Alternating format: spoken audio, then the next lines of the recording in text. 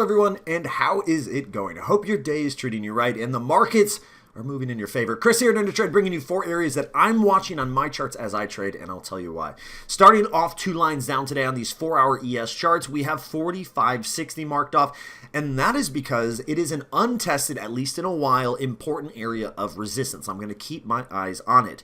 If we do break above it and maintain trading activity on top of it, the next area above it I have marked off is at 46.25. It's a higher area of resistance that also has not been tested in an even longer while. Now down below where price is trading, we have 44.85 marked off. I have this marked off not because I expect tremendous amounts of action around it, but because I want to be on the lookout for what happens around it. I could see the market hesitating possibly around it as it continues downward if it so decides to do so. Now down below that, we have 44.30 marked off. It's a lower area of very important support that if we lose, I view as very bearishly. Good luck, happy trading. I'll see you all very soon.